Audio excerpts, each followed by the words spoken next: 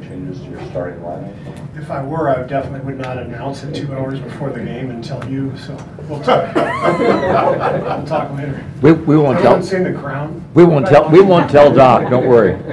You watched it? It's phenomenal. I just finished it last night. I'm very disappointed that I just watched the last one. It's phenomenal TV. What's that? That's what I hear. That's what I hear, because they have to advance the ages. You watched it? Anybody? I have not watched it. I'm going to, though. I'm behind. Please. Behind too. Season 1. This is not. I'm not getting paid by Netflix to say it. Crown is unbelievable. It's amazing. All right, let's talk basketball. Speaking of that, what was this break like for you? I know a lot of people ask about your players, but what was it like for you? And did you need to kind of get a breather? Yeah, break was great. I took my wife and 2 of my 3 kids to Hawaii. Had 4 nights there and got in the ocean and got some sun and had a really nice break. And also, how did the guys look at practice yesterday? Did it help that the All-Stars didn't have to leave the state? Yeah, that was a big help. Sometimes, the All-Star game could be across the country and long flights, and I think it was a big help that it was a short flight, and they all got a little time off after. I think all 4 of them flew out Sunday night, or Steph might have driven out. I think he went to Palm Springs, played some golf. The other 3 guys, short flight, sat on the beach for a couple of days. So it was a good break. It was really productive for all of us in terms of just getting away and getting recharged. Steve, what have you made of the Clippers' ability to kind of adjust with all the different circumstances, with first Chris Paul getting traded, and the injuries, and playing without Blake when he was hurt, and playing without him when he got traded? Yeah, they've had to adjust on the fly. They've changed their identity. We actually, I think, saw this over the years. Occasionally, when Blake Griffin was hurt, we'd see Chris Paul and DeAndre on the high screen and shooters around them, and they always won. They always did pretty well. And a lot of that was Chris and his brilliance, but it's hard to guard DeAndre's dives to the rim with shooting on the perimeter, and they've built a roster now that has a lot of shooting, and so it's a different look, and they're playing really well, and I think Doc's doing a great job, and looks like they're transitioning from that last group and doing a really good job of it. Steve, I know Jordan's not going to play tonight, and we don't know when, but when he is ready, and he obviously looked, I guess, pretty decent yesterday. Do you imagine he's in the rotation? Is he somebody you kind of have to look at? What do you see his role being when he's ready to come back? He's going to play. Before he got hurt, I think he started the game he got hurt, if I'm not mistaken. He had started maybe 8-10 games. We need that kind of versatility. You see how much the league has changed. Almost everybody is playing like the Clippers are. One guy diving, 4 shooters. So you got to have versatility defensively. You got to have guys who can guard multiple spots, protect the rim, get out and challenge 3-point shooters, and everything in between. Jordan can do that. He's got the athleticism to do that. We want to get him more reps so that he can be more and more comfortable with the concepts that he's seeing out there. How would you compare Zaza's season last year to his effectiveness this year? I think very similar. I don't think Zaza's game has changed one bit. I think we've changed as a team around him. I don't think we've been flying around defensively like we have the last few years. I think our defensive activity overall as a group has really waned. It's been pretty obvious the last 6 weeks. But that doesn't have anything to do with Zaza. Obviously, JaVale and Nick Young go way back. Do you think that having JaVale here has kind of eased Nick Young's transition this season in some way? Yeah, ask Nick. What about their rapport? What do you think of? They get along. They get along well. They're both great guys, great teammates. I enjoy having both of them on the team. Yeah, you can ask Nick. We already know that when you guys go to D.C. that there will be no White House visit, but can you elaborate on what the actual plan is for that trip to D.C.? No. It's the players. It was their decision to make the arrangements that we've made, and so if they want to talk about it, they can talk about it. But that's their event. What was the key at practice yesterday? What did you guys accomplish? Want to accomplish? Well, it's good. I think we kind of took stock.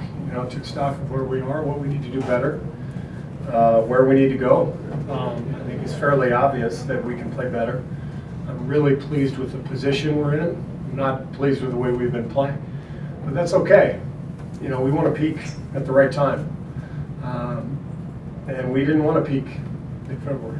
We want to peak in, you know, April, May, June. So I like our positioning. I like basically our health. We're getting Jordan back here, you know, soon, and hopefully Patty won't be out too long. But I think we're in a really, really good position, and now it's up to our guys to start to bring it at the defensive end, and it's up to us as a coaching staff to get the right combinations out on the floor to allow for, you know, that defense to flourish. Not meaning this to be a trap question, but can you expect the first quarter to be better tonight? Do you see signs that it will be better? Can you coach them better in the first? It can't be any worse. We know that. The numbers are astounding. The first 5 minutes, not just over the last month, but for the entire season. You know, we looked at tons of numbers. Sammy Gelfand did not get an All-Star break. I had a lot of texts and emails for him. We ran a million numbers and looked at all kinds of stuff. And probably the most glaring stat was the first 5 minutes of games last year compared to this year. Exact same starting five, and just alarmingly different in terms of the defensive. I'll tell you the numbers. It was last year our defensive rating for the first 5 minutes was 100. This year it's 114. So. And the offense is similar? Offense is better. Yeah. Yeah. Our offense this year, our numbers are better than they've ever been, and that's even with our turnovers. So, you know, I'm very confident that you know, if we cut back our turnovers, our offense is going to get even better. But the biggest thing that our offense can do is help our defense. You know, we can't keep giving layups off of blatant turnovers that are easy steals and layups and dunks. So if we take care of the ball, it should affect us at the other end as well, and we can get off to a better start. And you know, that'll change things. It's tough to play from behind all the time. And the flip side of that is, for our opponents, tough for them to catch us if we can get an early lead. You know, we're tough to handle when we play a good solid first quarter. So that's going to be a key for us. Steve, you mentioned how crucial this All-Star break was for getting, you know, healthy from a physical standpoint, but how important do you think it's been so far in practices and whatnot from a mental standpoint, getting kind of refocused this late in the season? Yeah. I mean, the break always does that for every team, every player. You just need it. It's a long grind. You need the time, and this year the break has come probably at the latest time in the season that it ever has, based on the scheduling. So it just felt more necessary for everybody, for our guys for sure. And I think it's all good, where everybody's feeling refreshed, recharged. Is there anything beyond numbers that you see in the defense in the first quarter? What's different about it in the first quarter than it is in other parts of the game? We're just not trying hard enough, honestly. You see, and what I mean by that is box outs. You know, shot goes up. You have two choices. You know, you can either go find a guy and hit him, or you can turn and watch the ball.